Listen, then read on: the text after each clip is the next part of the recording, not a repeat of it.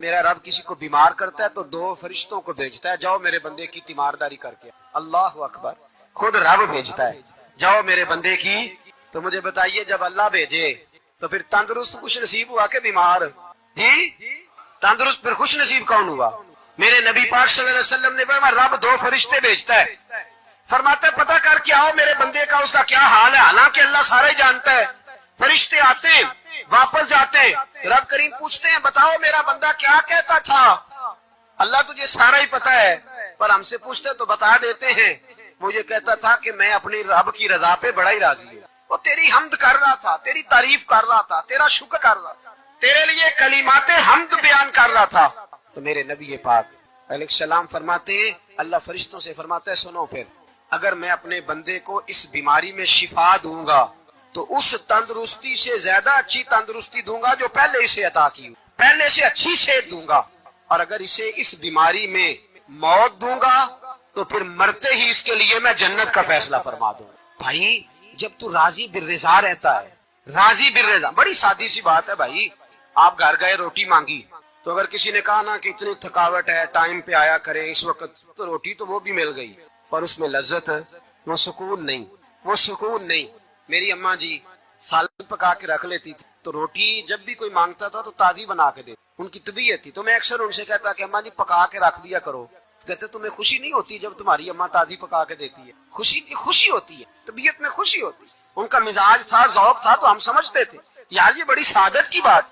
تو آپ گھر گئے رات کو تو گھر والوں سے کہا روٹی، تو فوراً اٹھے فوراً، اور انہوں نے کھانا تازہ بنایا اور ساتھ یہ بھی کہا باہر سے نہ کھایا کرے بندہ بیمار ہو جاتا۔ کتنی ٹھنڈک پہنچتی ہے آدمی کے دل کو، سکون ملتا۔ تو بھائی بیماری تو آپ نے کاٹ لی، لیکن ساتھ کہو ہو بڑا بیمار ہوں، میں نے تو اتنے گناہ بھی نہیں کیے، ظلم بھی نہیں کیا، کسی کو کچھ بھی، اب بیماری تب بھی کٹ گئی، پر بڑی آزمائش، مریض ڈاکٹر کے گلے پڑ رہا، اس کے لواحقین جھگڑے کر رہے، بیماری وہ بھی کٹ گئی۔ اور ایک بیمار وہ ہے جو چارپائی پہ لیٹا ہے اور کہتا ہے جس طرح میرا اللہ راضی اسی طرح میں بھی راضی، تو بیماری اس کی بھی کٹ گئی۔ حضرت یونس علی نبینا علیہ الصلوۃ والسلام نے ایک دن حضرت جبریل امین ملنے آئے تو جناب یونس علیہ السلام کہنے لگے اے جبریل، اللہ کے نیک بندوں میں جو اللہ کو اس وقت سب سے زیادہ پسند ہے نبیوں کے بعد، توجہ کرنا بات کا، جو سب سے زیادہ اللہ کو پسند ہے نبیوں کے بعد ولیوں میں، اور سب سے زیادہ اللہ جس کو اللہ کی بارگاہ میں عبادت گزار لکھا جاتا ہے، میری اس بندے سے ملاقات کر۔ تو حضرت جبریل نے جناب یونس علیہ السلام کو ساتھ لیا تو ایک شخص کے پاس پہنچے جو آنکھوں سے اندھا تھا، دونوں ہاتھ اس کے سلامت نہیں تھے اور پورے جسم میں پیپ جاری تھی، ریشہ تھا۔ جب جا کے السلام علیکم کہا نا حضرت یونس نے، اس نے وعلیکم السلام کے بعد پہلا لفظ پتہ کیا کہا؟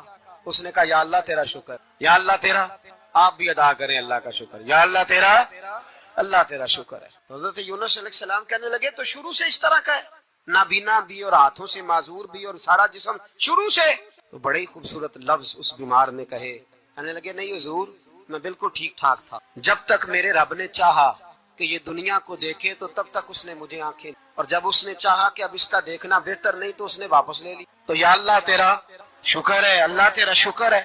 پھر کہا جب تک اس نے چاہا کہ میرے ہاتھ رہے تب تک رہے، جب اس نے چاہا کہ میرے لیے بہتر نہیں تو اس نے لے لیے، تو یا اللہ تیرا شکر ہے۔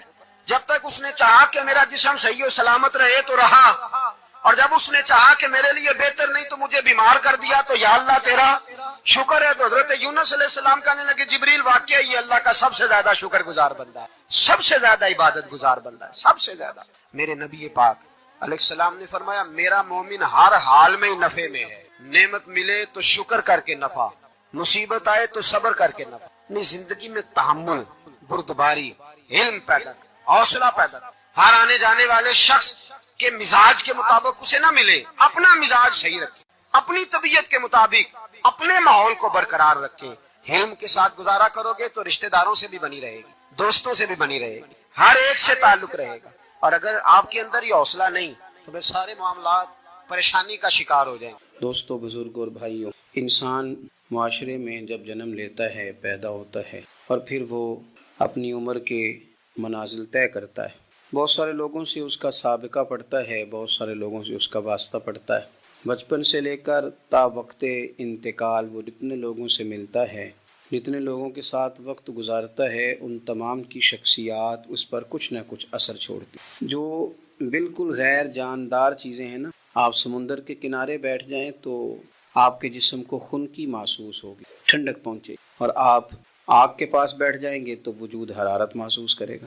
انسان کا وجود ظاہری طور پر بھی اور باطنی طور پر بھی باہر کا خارجی اثر قبول کرتا ہے. اب بہت سارے لوگ ہیں جو یہ کہتے ہیں کہ میں بڑا پکا ہوں، مجھ پر کسی بات کا اثر نہیں ہوتا. یہ بات بہت زیادہ درست نہیں. انسان بہرحال اثر قبول کرتا ہے. ہاں، جو لوگ علم میں، عمل میں اور نظریات میں بہت زیادہ پختہ ہو جاتے ہیں اور بہت زیادہ وہ معلومات رکھتے ہیں، وہ کئی دفعہ سامنے والا جب بات کرتا ہے تو اس کی بات کا جواب یا رد ان کے پاس موجود ہوتا ہے تو پھر وہ اس اثر سے بچتے ہیں، لیکن کلیتاً نہیں.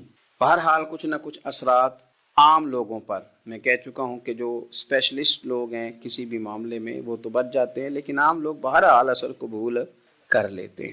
اللہ تبارک و تعالیٰ نے نا اپنے بندوں کی اس کمزوری پر بھی اپنے بندوں کو یہ رہنمائی کی ہے کہ چونکہ تم نے اثر قبول کرنا ہے، لہذا اس طرح کرنا کہ سالے نیک لوگوں کی صحبت میں بیٹھنا، اور جو برے لوگ ہوں ان سے خود بخود پرہیز کرنا، ان کے پاس ہی نہ جانا. ضروری نہیں ہے کہ بچے کو آگ جلا ہی دے، لیکن بچہ چونکہ اس کا اثر لے لے گا، وہ اسے پتہ نہیں کہ وہ آگ ہے، لہذا اس کی ماں اسے نصیحت کرتی ہے کہ بیٹا تو آگ کے پاس جا ہی نہیں. ایسا نہ ہو کہ تو چلا جائے اور تیرے لیے بہت زیادہ نقصان کا باعث یہ چنگاریاں بن جائیں. اللہ تبارک و تعالیٰ نے نا ہمیں صالحین کی صحبت اختیار کرنے کا کہا اور برے لوگوں سے بچنے کا کہا.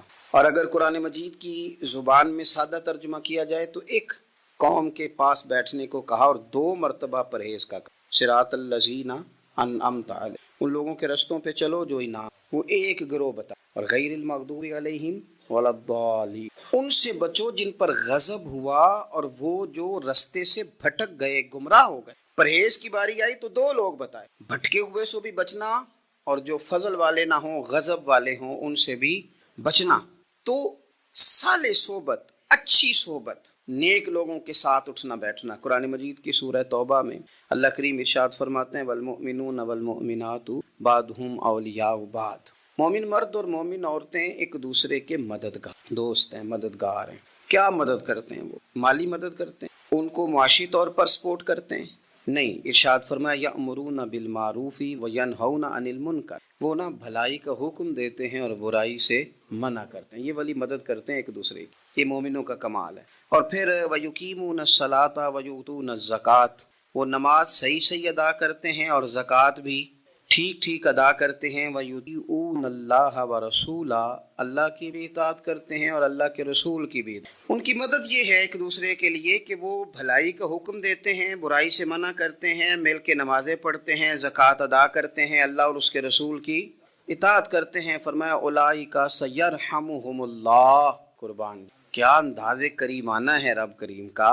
فرمایا یہ وہ لوگ ہیں جن پر اللہ ضرور رحم فرمائے، جن پر اللہ اپنے فضل سے ضرور رحم کرے گا، اللہ ضرور رحمت کرے گا ان لوگوں پر، اس لیے کہ یہ ایک دوسرے کے مددگار ہیں. ان اللہ عزیز حکیم، اور بے شک اللہ غالب حکمت والا ہے.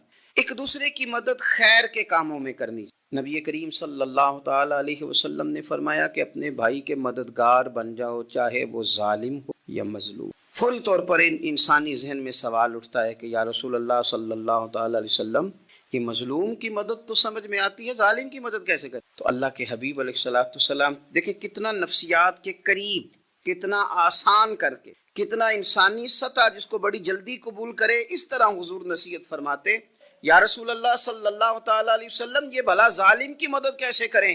تو حضور نے فرمایا اسے ظلم کرنے سے روک دو، یہی تمہاری اس کے لیے مدد. تم اسے سمجھاؤ کہ یہ بات غلط ہے، تم اسے کہو کہ تم زیادتی پر ہو، تم اسے کہو کہ تم غلط بات پہ اڑ گئے، تم اسے سمجھاؤ کہ جس رستے کے تم مسافر بنے ہو یہ رستہ ٹھیک نہیں ہے، یہ تمہاری مدد ہوگی اس کے لیے.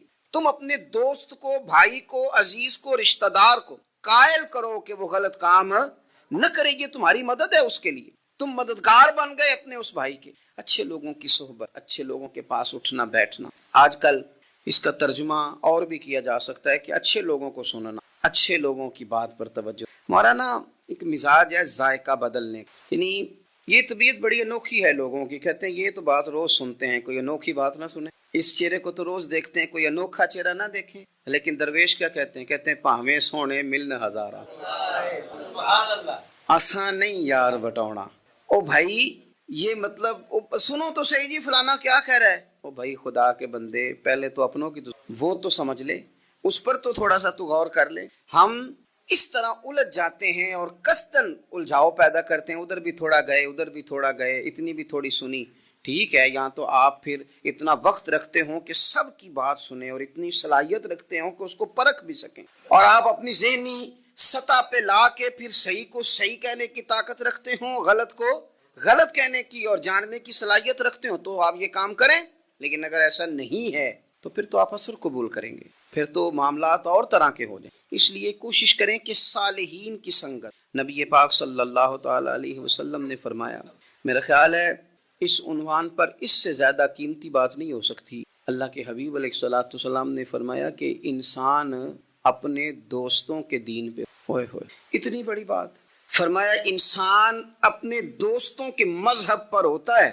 इसलिए सोच के बनाया करो कि यार किसे बना रहे हो, गौर कर लो। इसको दोस्ती को, यराने को, उठने बैठने को मामूली सा काम ना समझना, आने जाने को, सफर करने को मामूली सा काम ना जानना। बंदा अपने दोस्तों के मजहब पे होता है। इसके मुंह में जुबान अपनी होती है। अक्सर लोग ऐसे होते हैं उनके मुंहों में जुबान अपनी होती है, लफ्ज अपने नहीं होते, वो जुमले किसी और के बोल रहे होते हैं। इसका मतलब ये होता है कि वो सारा असर कबूल कर चुके हैं कि जो उन्हें यहाँ तो राह हक पे ले गया है, और अगर जिसका वो असर ले रहे थे बंदा गलत था तो वो उन्हें गलत तुर्क पे ले गया है। एक बात ख्वाजा हसन बसरी की, अल्लाह, सही सही लोग चल रहे होते हैं, किसी दरवेश के इज्जतमंद होते हैं, तरबियत पा रहे होते हैं, रास्ता सही चल रहा होता है, लेकिन वो मतलब फटाफट एक कुछ शख्स बीच में घुसता है और आके कहता है नहीं मैं तुझे बताता हूँ मामला तो कुछ और है। वो बिल्कुल सड़क पे सही चल रहे हैं। अब इन्होंने गलती क्या की, इन्होंने हर चमकने वाली चीज को सोना समझ लिया, इन्होंने हर उजली चीज को तैयब जान लिया। हजरत ख्वाजा हसन बसरी फरमाते हैं, बुरों की सोहबत में ना बैठना, बुरों की सोहबत तुझे अच्छों से बदगुमान कर, वो तेरे जहन में अच्छों के बारे में। हजरत पीर चंदन शाह साहब रहमतुल्लाह ताला अलैह आलो महार शरीफ वाले, हजरत पीर चंदन शाह साहब रहमतुल्लाह अलैह के पास ना एक नौजवान आया तो प्यार हो गया, वो बैठने लगा, तरीकत सीखने लगा। वो लोग भी बड़े खालिस थे, उन्हें मुरीदों की सूरत में ताकत नहीं चाहिए होती थी, बल्कि उन्हें मुरीदों की सूरत में वो लोग चाहिए होते थे जो उनका पैगाम आगे पहुंचे, जो उनसे वो सीखें, जो वो सिखा के उन्हें दीनदार बनाना चाहते हैं। तो बच्चा बैठ गया, हजरत भी बड़ा ही प्यार करने लगे, उसे दीन समझाने लगे। तो उसके वालिद साहब पीछे से आए और आके कहने लगे, पुत्र चल घर चलिए। कहने लगे, जी अब्बा जी और मैं तो नहीं जाना, मैं तो इत्थे ही रहना है। कहने लगा, पुत्र चल मैं बड़े पीर वेखे ने। तो बेटा बैठता था ना सोबत में, तो कुछ मीठी बातें और खूबसूरत जुमले उसे भी समझ में आ गए थे। कहने लगा, अब्बा जी तुसा ते बड़े वेखे ने, तुहानू नहीं ना किसे वेख्या। ये तेरी नजर का कमाल है कि मेरी जिंदगी का सवाल है, तुझे नहीं ना किसी ने देखा, मुझे तो देख लिया। मेरी मजबूरी है कि मैं किसी की नजर में आ गया, और नजर की जौलानियां ना पूछो, नजर तो वो जालिम नजर है, उठे तो बिजली पनाह मांगे और गिरे तो खाना खराब कर दे। इसलिए मैं तो नजर में आ गया हूँ, मैं मुझे बताए मैं किधर जाऊं, मेरा मामला और तरह का हो गया।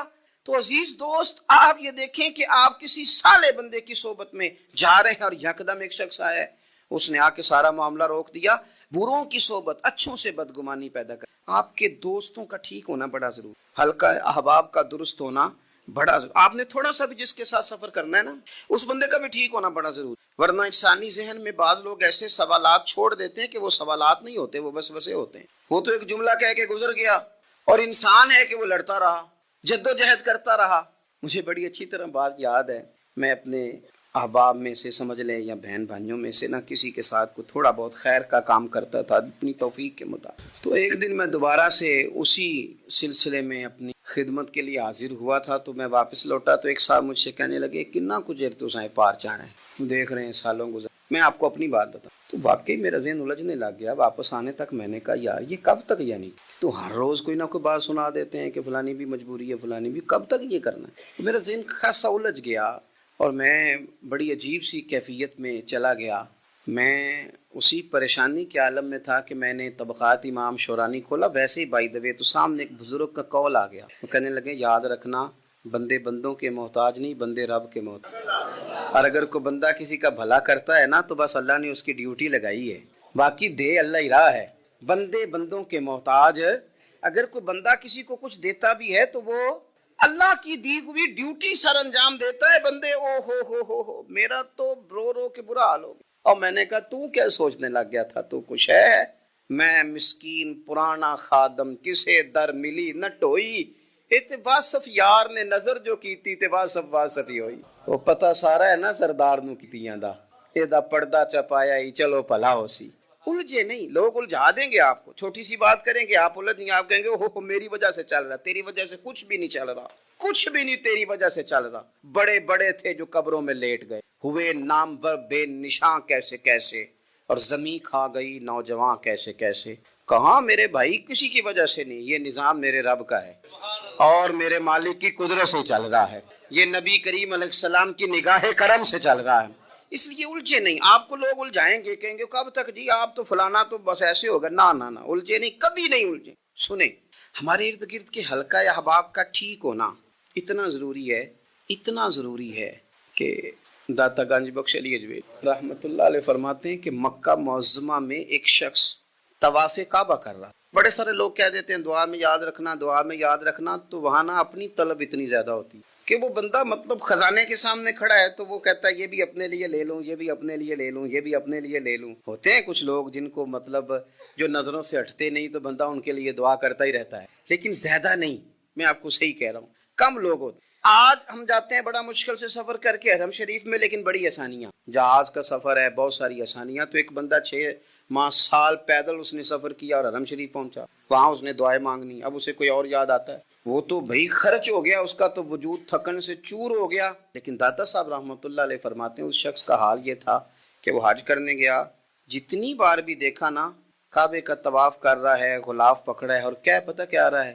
یا اللہ میرے دوستوں کو ٹھیک کر دے، یا اللہ میرے دوستوں کی اصلاح کر دے، یا اللہ میرے دوستوں پہ فضل فرما، یا اللہ جو میرے ارد گرد رہنے والے ہیں انہیں اپنا قرب دے دے، ان کا رستہ آسان کر دے۔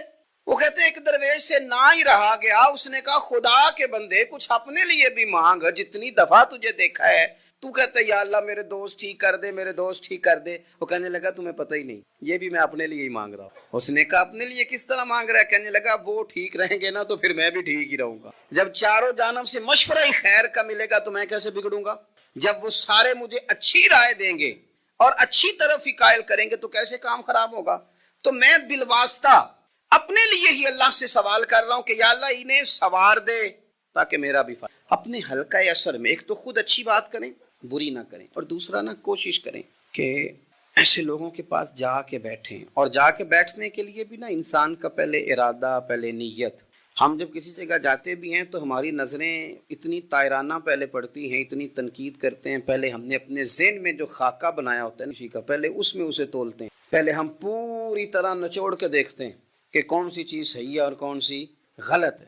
اس ذائچے میں اگر کوئی پھر بھی پورا اتر آئے، پھر بھی اس کی کہی ہوئی باتوں کو اس ذوق سے قبول نہیں کرتا۔ جب آپ کا سیکھنے کا مزاج ہے تو پھر تو ہمیں کہا گیا کہ یہ علم، یہ معرفت، یہ تو مومن کی گمشدہ میراث ہے، مومن کی ہے، اس سے گم ہو گئی ہے، جہاں سے ملے وہاں سے حاصل کرو، خیر کی بات آپ ذہن بنائیں، اچھا گمان کریں کہ یار میں نے سیکھنا ہے، تو آپ طالب علم سے بھی سیکھ لیں، چھوٹے بچے سے بھی سیکھ لیں گے۔ اگر آپ کا ذہن ہے اور اگر یہ نہیں ہے، پھر میرے بھائی اینک اتنی تگڑی ہے، اتنی سخت ہے کہ اس کے شیشوں پر کوئی پورا اتر سکتا ہی نہیں، تو پھر کس طرح سیکھیں؟ آپ حضرت ابن الجوزی رحمۃ اللہ علیہ فرماتے ہیں کہ ایک درویش تھے، حضرت ابو ہاشم ان کا نام تھا، کہتے ہیں بڑی مجبوری تھی، مجھے کہیں جانا تھا تو کشتی نہیں مل رہی تھی، اچانک ایک کشتی گزرنے لگی تو میں بھی سوار ہونے لگا، تو ملاح نے مجھ سے کہا کہ یہ ایک صاحب بیٹھے ہیں بڑے امیر ہیں، ساتھ ان کی کنیز ہے، انہوں نے مجھ سے بک کر لی ہے ساری کی ساری، کی عقیدہ سی سالم کرا لیا ٹانگ، وہ ساری کی ساری بک کر لی ہے، تو میں تو کسی کو نہیں بٹھا سکتا۔ تو وہ جو صاحب بیٹھے تھے بڑے سیٹھ آدمی تھے، کہنے لگے میاں آپ کیا اور کشتی میں بیٹھو، جو ان کی کنیز تھی نا، وہ کہنے لگی چہرے سے کوئی نیک آدمی، چلو اتنی سواریوں کی جگہ ہے، کسی کونے خدرے میں بیٹھ جائے گا، ہمارا کیا جائے گا؟ کہا اچھا چلو آپ، کہتے میں کونے میں بیٹھ گیا، تھوڑا رستہ آگے گیا، انہوں نے کھانے کا سامان نکالا، مجھے بھی کھلایا، لیکن کھاتے کھاتے میری نظر پڑی تو اس میں تو شراب کے برتن بھی تھے۔ پھر اس شخص نے کھانا کھانے کے بعد اس کنیز سے کہا کہ مجھے معاذ اللہ گانا سناؤ، وہ گانے گانے لگی، یہ میری طرف متوجہ ہونے لگا، مجھے کہنے لگا سنو، میں نے کہا میں یہ نہیں سنتا، پھر میری طرف شراب بڑھائی، میں نے کہا میں نہیں پیتا، تو کہنے لگا تو کیا سنتا ہے، تو کیا سنتا ہے؟ تو کہنے لگے میں سناؤں کیا سنتا ہوں؟ کہا سنائیے، فرماتے میں نے قرآن پاک پڑھنا شروع کر دی۔ کچھ لوگ، میں آپ کو یقین سے کہتا ہوں، کچھ لوگ ایسے ہیں ان کی زندگی دور گزر گئی ہے مسجد سے، انہیں کو بندہ چاہیے جو تھوڑا سا جا کے پیغام حق سنائے۔ یعنی ان کو پتہ ہی نہیں ہے کہ دین میٹھا کتنا ہے، حسین کتنا ہے، قرآن میں چاشنی کی، سرکار کی تعریف کا، نعت خوانی کا رنگ کتنا شاندار ہے۔ میرا یہ ماننا ہے کہ جسے رب رسول کے رنگوں کی خوشبو کا پتہ چل گیا نا، پھر دنیا کا کوئی اور رنگ اسے اپنی طرف مائل کر ہی نہیں سکتا، سوال ہی پیدا نہیں ہو۔ کچھ لوگوں نے سونگا نہیں ہے، آئے نہیں ہیں، قریب نہیں آئے۔ تو شیخ ابو ہاشم کہتے ہیں، مجھے کہنے لگا سناؤ نا، امیر آدمی تھا، کبھی اس طرف گیا ہی نہیں تھا، ڈھیروں لوگ ہیں جو نئی مسجد جاتے۔ الہاکم التکاثر حتی زرتم المقابر، اللہ فرماتے ہیں کہ تمہیں دولت کی ہرس نے اتنا عجیب الجھا دیا کہ قبروں تک پہنچ گئے تم۔ بہت سارے لوگ ہیں قبر میں چلے جاتے ہیں، مسجد میں نہیں آتے۔ تو کہتے ہیں میں نے اسے چند آیتیں سنائیں، اس کی تو کیفیت ہی بدل گئی۔ کہنے لگا مولانا زندگی بڑی گناہوں میں، اب توبہ کر لوں تو مالک معاف کر دے گا۔ کارنامے خطرناک ہیں، پیچھے رجسٹر کالا سیاہ، معافی ہو جائے گی۔ دولت بڑی تھی تو پھر ہم نے بھی شراب کباب شباب میں اڑا دی ساری، معاف کر دے گا۔ تو کہتے ہیں میں نے کہا ہو بندے کے آنے کی دیر ہے، اس کی رحمت تو فوراً ہی قبول کر لے۔ ویسے بھی عدل کریں تے تھر تھر کمبن، اونچیاں شانہ والے تجھے فضل کریں تے پھر تے بخشے جامن میرے جے منہ کالے۔ کہتے اس نے اس کنیز کو آزاد کیا، دولت اللہ کی راہ میں خیرات کی، 40 سال میرے ساتھ رہا، پھر میں نے اس کی زبان سے سوائے خیر کے جملہ نہیں سنا۔ ایک کی بات کرتا تھا، کہتا تھا شیخ کاش آپ مجھے تھوڑا پہلے مل، زندگی سے یہ گلہ ہے کہ تو ذرا دیر سے ملا ہے، پہلے مل جاتے نا تو شاید میری زندگی کچھ اور دن بن جاتے، تھوڑی دیر اللہ والے کی۔ آپ فرماتے ہیں پھر وہ 40 سال کے بعد میرے سامنے انتقال ہوا، میں نے ہی دفن کیا، میں نے ہی قبر میں اتارا، جنازے کا اہتمام بھی میں نے ہی کیا۔ میرا یار تھا، دل لگ گیا تھا، پیار ہو گیا تھا، میں پریشان رہتا۔ ایک دن خواب میں مل کے مجھے کہنے لگا فکر نہ کر، میں نے اپنے رب کو بڑا ہی مہربان پایا ہے، میں نے اسے بڑا کریم پایا ہے، معاف کرنے والا پایا ہے، درگزر کرنے والا پایا ہے، اس نے فضل فرما دیا، میرے گناہوں پر اس کے عفو و درگزر کا قلم چل گیا ہے، اور میرے حق میں جو فیصلہ آیا ہے وہ رحمت والا ہی آیا ہے، فضل والا ہی فیصلہ آیا ہے۔ عزیز دوستو، تھوڑی دیر کسی نیک آدمی کی صحبت، ایک تو یہ ہے کہ وہ صحبت تقوی کی طرف مائل کرے گی، تو برے آدمی کی صحبت نہ آپ کی طبیعت میں ہیجان پیدا کرے گی۔ ہیجان وہ لوگ ہی ہوتے ہیں جو مل کے کہتے ہیں چھوڑ ساری دنیا داری ہے، پیسے ہوں تو سارے ٹھیک ہیں، یہ لوگ ہی ہیں جو یہ سبق، وہ لوگ ہی ہیں وہ کہتے ہیں چھوڑ یار، کون سے درویش، کون سے مولوی، کون سے دیندار، سب اسی طرح کے ہی ہیں، یہ لوگ ہی ہیں جو کہتے ہیں چھوڑو میاں تم کس چکر میں پڑ گئے، ابھی تو اتنی عمر پڑی ہے۔ یہ سب چیزیں ہیں۔ ہمارے صاحب رحمۃ اللہ علیہ ارشاد فرمایا کرتے تھے کہ بڑے بڑے گھروں کے مہمان نہ بننا، ورنہ بڑے بڑے اونچے اونچے مکان تمہارا بھی دل چاہے گا، کبھی میرا بھی اس طرح کا گھر، بڑے بڑے اونچے اونچے منصب دار لوگوں کے پاس نہ جانا، ورنہ تمہارا خیال بڑھے گا۔ دعوت کے لیے جانا، پیغام حق کے لیے جانا، وہ معاملہ ایک الگ ہے، لیکن اس شوق سے جانا کہ یہ بڑا آدمی ہے، فرمایا تمہارے لیے مشکل ہو جائے گی، تمہارا دل کہے گا کہ تو اتنے بڑے گھر میں کیوں نہیں رہ سکتا۔ اور پھر میں نے یہ بھی دیکھا ہے کہ بڑے بڑے خیر والے لوگ تھے لیکن صحبت بری مل گئی، لوگ نہیں مل سکے، مشیر نہیں ٹھیک، معاونین نہیں ٹھیک مل گئے، رستے میں رہ گئے۔ صحیح بخاری میں ایک بادشاہ کا واقعہ ہے، بادشاہ کا، میں نے جب اسے پڑھا تو میں حیران ہی رہ گیا کہ یہ جو مشیر وزیر ہوتے ہیں یہاں تک لے جاتے ہیں بندے کو۔ ہمارے ایک وزیر صاحب نے تھوڑے دن پہلے کہا ہے بیچارے نا خبروں میں رہنے کے لیے اس طرح کی شرارتیں کرتے، اس کی وجہ یہ ہوتی ہے کہ ملک کا نظام تو چلتا نہیں، تو پھر وہ چاہتے ہیں کچھ لوگوں کو ادھر الجھا تاکہ وہ اصل سے ان کی توجہ ہٹ جائے۔ انہوں نے کہا جی قائد اعظم اسلامی ملک نہیں بنانا چاہتے، تو کون سا بنانا چاہتے تھے؟ پاکستان کا مطلب کیا؟ لا الہ الا اللہ محمد رسول اللہ صلی اللہ علیہ وسلم۔ میں آپ کے جواب میں صرف اتنی بات کہوں گا کہ جو پاکستان بنانے والے تھے نا، وہ آپ کی طرح کے لوگ نہیں بنانا چاہتے، آپ کی طرح کے لوگوں کے حوالے نہیں کرنا چاہتے۔ ہمارے لیڈروں کا یہ حال ہے کہ اس طرح کے لوگوں کو مشیر بنا لیتے ہیں، وزیر بنا لیتے ہیں، یہ کتنی رکاوٹ پیدا کرتے ہیں، کتنی تباہی کرتے ہیں۔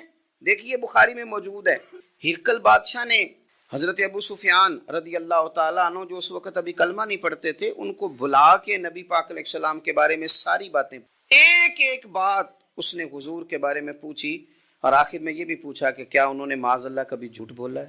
تو ابو سفیان کہنے لگے نہیں، قربان جاؤں، میری مخالفت اپنی جگہ پہ، لیکن وہ میرے سامنے پیدا ہوئے ہیں، 40 سال کی عمر میں اعلان نبوت کیا ہے، ان کی گود میں بیٹیاں کھیلتے میں نے دیکھی ہیں، ان کے مقدس بال میرے سامنے سفید ہوئے ہیں، محبوب نے جب بھی بولا حق اور سچی بولا ہے۔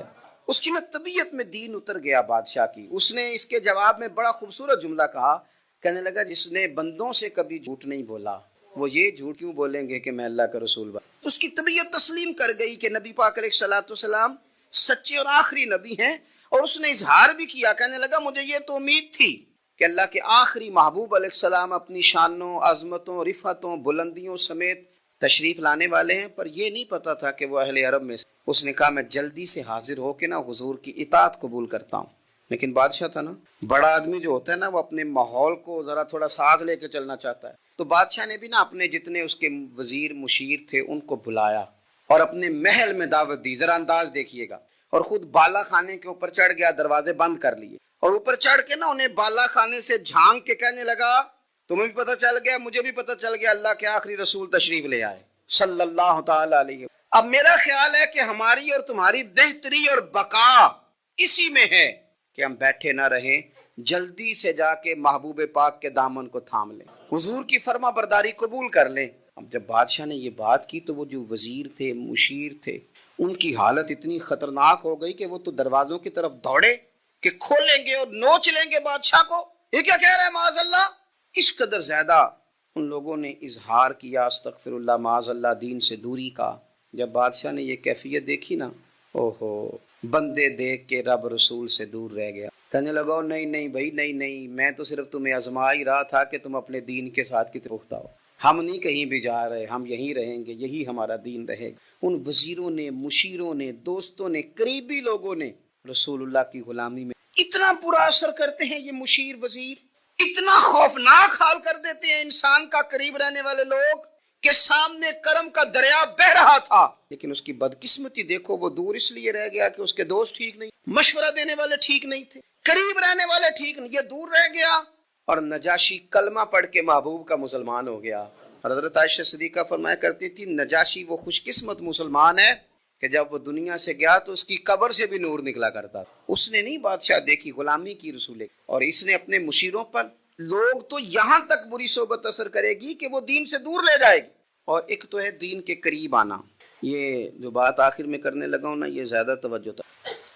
جو لوگ کہتے ہیں نا میرا دل نہیں بدلتا، جو لوگ کہتے ہیں میری کیفیت نہیں بدلتی، ذوق نہیں آتا، تو یہ حدیث بتاتی ہے کہ ذوق بھی کوئی خاص صحبت میسر آئے تو پھر ہی قائم رہتا۔ وہ جو محبوب علیہ السلام نے فرمایا نا کہ اللہ کا بندہ وہ ہے جسے دیکھو تو رب یاد آ گئی۔ خاص لوگ ہوتے ہیں جن کی صحبت میں بیٹھنے سے انسان کا دل اللہ سے جڑتا ہے، رسول اللہ صلی اللہ علیہ وسلم سے جڑتا ہے، دین پر عمل کرنے کو طبیعت چاہتی ہے۔ ایسے لوگوں کی صحبت کتنی مفید ہے وہ ہمیں اس حدیث سے عکس کرنا ہے۔ حضرت حنظلہ رضی اللہ تعالیٰ عنہ اور مرکز وفا اور اس امت کے ادب اور عشق میں استاد حضرت ابو بکر صدیق رضی اللہ تعالیٰ عنہ، یہ دونوں حضور کی بارگاہ میں گئے، انداز کا اختیار کیا، کہنے لگے یا رسول اللہ صلی اللہ علیہ وسلم ہمارے دل کی تو کیفیات دو قسم کی ہیں، حضور جب ہم آپ کے پاس ہوتے ہیں نا، جنت اور دوزخ کا ذکر سنتے ہیں، ہمیں یوں لگتا ہے جنت اور دوزخ ہماری آنکھوں کے سامنے، دل کے اندر فوراً جذبات ابھر آتے ہیں کہ اب ہر خیر کا کام کرنا ہے، اب جنت ہی کی طرف مائل ہونا ہے، ہماری قلبی کیفیات، ہماری باطنی کیفیت بدل جاتی، نور نالا نور ہو جاتا ہے سارا کچھ۔ لیکن حضور جب ہم آپ کی بارگاہ سے اٹھ کے گھر جاتے ہیں، بال بچوں کے پاس جاتے ہیں، تو پھر وہ حال نہیں رہتا۔ یا رسول اللہ صلی اللہ علیہ وسلم یہ کیا ہے؟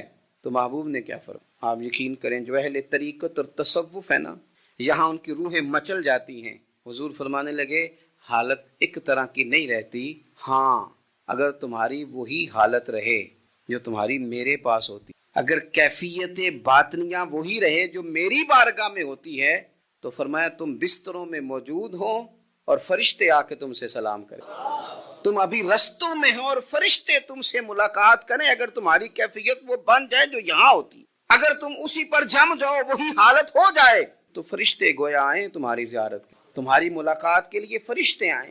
اگر کیفیات بدل جائیں کسی اللہ کے بندے کی بارگاہ میں بیٹھ کر، تو پھر اس کیفیت کو برقرار رکھنے کی کوشش کی جائے، اگرچہ حضور نے فرما دیا کہ کیفیات ایک جیسی نہیں رہتی، اور چلو میرے بھائی تھوڑی دیر کے لیے ہی صحیح، جتنی صحبت میسر آئے، شاید اسی لیے امام اعظم ابو حنیفہ رحمۃ اللہ علیہ کی عمر 60 سال سے زیادہ تھی، تو کسی نے پوچھا حضور کتنی عمر ہے؟ فرمایا عمر ہے 3 سال۔ حضرت آپ تو علم، عمل، روحانیت، معرفت کے شاہ سوار ہیں، تو ساری داڑھی سفید اور آپ کہہ رہے ہیں 3 سال۔